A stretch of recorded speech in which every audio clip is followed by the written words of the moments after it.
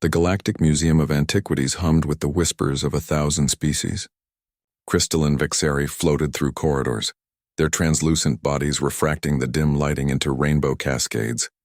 Hulking Crothians lumbered past exhibits, their forearms gesturing excitedly at relics from the old wars.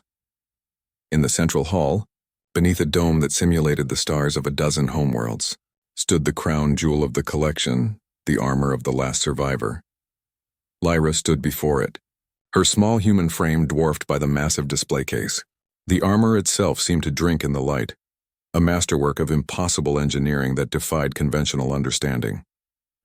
Its surface was a living tapestry of midnight blue and silver, with patterns that shifted like oil on water. Even behind the energy field, Lyra could feel it calling to her, whispering in a language older than memory, human. "You stand too close," a Vexari curator chimed, its voice like wind through crystal caves. "That artifact is beyond your comprehension." Lyra didn't move. Her brown eyes traced every curve, every joint, every impossible angle of the armor's construction. She knew those patterns. She had dreamed them for 23 years. A crowd began to gather. A Crothian scholar clicked its mandibles in amusement. The primitive admires what it cannot understand. How quaint. She probably thinks it's some sort of decorative garment. Another sneered. This one a serpentine saltis whose scales gleamed with condescension. Humans always were better at making art than weapons. Lyra's companion Milo stepped forward defensively. His jaw clenched as he positioned himself beside her. "Maybe you should show some respect. You don't know anything about her." The Crothian's laugh rumbled like an earthquake. "And what would a human know about the armor of the last survivor? This relic is from the Cataclysm Wars, before your species even crawled from its oceans. It was found drifting in the void between, a suit so advanced that our greatest scientists still cannot replicate a single component. The Moira. Molecular bonding alone defies our understanding," the Vexari added, floating closer. "The metal remembers its wearer, adapts to their neural patterns, becomes an extension of their very consciousness. No species in the modern galaxy possesses such technology." Lyra finally spoke, her voice quiet but carrying through the hall. "Request permission to open the case." The crowd erupted in laughter. The sound was a cacophony of alien amusement, clicking, hissing, rumbling, and chiming in a symphony of mockery. "Open the case?" The Saltis wheezed. "Think you're worthy, little human? That armor has rejected every scholar, every warrior, every dignitary who has attempted to touch it.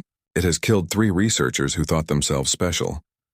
The energy field alone would vaporize you," the Crothian added, all 4 arms crossed in dismissal. "Even if it didn't, the armor recognizes only its creator, and its creator has been dead for 10,000 years. Lyra turned to face them for the first time. Her eyes held something the aliens couldn't quite identify. Not anger, not pride, but something deeper. Something that made the Vexari's light dim slightly. "I said," Lyra repeated calmly, "request permission to open the case." The head curator, an ancient Vexari whose body had taken on a deep amber hue with age, floated forward. "Child, I cannot in good conscience, please." Something in that single word made the curator hesitate. In 800 years of service, it had learned to recognize truth when it manifested. Against all logic, against all protocol, it deactivated the containment field. The crowd fell silent. Lyra approached the armor slowly, reverently. Her hand extended, fingers trembling slightly. Milo held his breath, ready to pull her back at the first sign of danger. The moment her fingertips touched the metal, the armor exploded with light. Aliens shrieked and scattered, throwing up shields and diving for cover. But the light wasn't attacking, it was responding. The patterns on the armor's surface began to move, flowing like liquid mercury, racing across its surface in designs that made the Vexari's mathematical processors ache with their complexity. The armor disassembled itself, piece by piece. Component by component, it flowed onto Lyra's body like water finding its level. Gauntlets sealed around her hands. Greaves wrapped her legs. The breastplate expanded and contracted, fitting itself to her form with perfect precision. The helmet was last, unfolding from nothing to encase her head in a crown of living metal. When the light faded, Lyra stood transformed. The armor moved with her breathing, pulsed with her heartbeat, glowed with her thoughts. "Impossible," the Crothian whispered. Lyra's voice emerged from the helmet, amplified and resonant. You asked if I thought I was worthy. She raised her gauntleted hand and holographic displays exploded around her.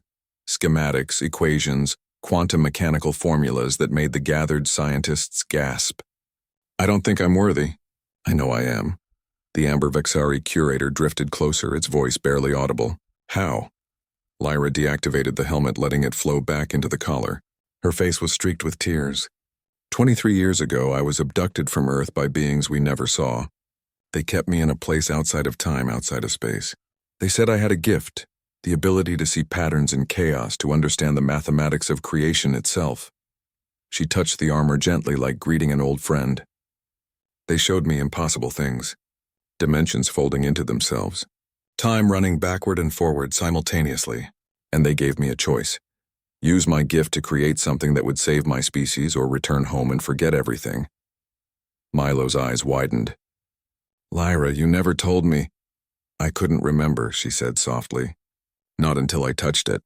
They suppressed the memories, kept them locked away until the armor and I could be reunited. I spent what felt like decades in that place, working, building, pouring everything I understood about the universe into this one creation. She turned to face the crowd of aliens, many of whom had fallen to their knees or whatever equivalent their species possessed. When I finished, they sent me home. They sent the armor into the past, into your cataclysm wars, where it saved the last survivor. They sent it there because I asked them to.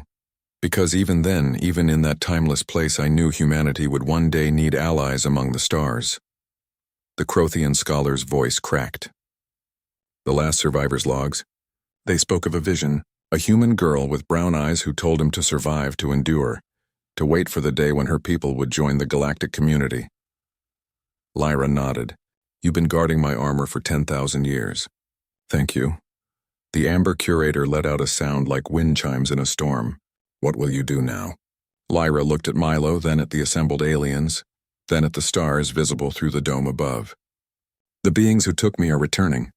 They're testing species across the galaxy, looking for those who can evolve, who can create, who can survive what's coming. They gave me a gift, and I used it to make this armor. But it was never meant for me alone.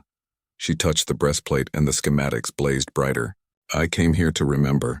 Now that I have, I'm going to teach you how to make more. Because when they return, humanity won't face them alone. None of us will. The armor pulsed once, a wave of light that washed over every being in the hall. In that instant, they felt it. The weight of purpose, the burning certainty of human determination, the absolute refusal to surrender that had driven a girl to spend decades outside of time creating a miracle. The aliens didn't laugh anymore. They knelt, and in the museums of 100 worlds, humanity's story began to be rewritten, not as primitives or latecomers, but as the species who had reached into the impossible and pulled back hope itself. Lyra smiled at Milo, the armor reflecting starlight like a promise. Let's get to work.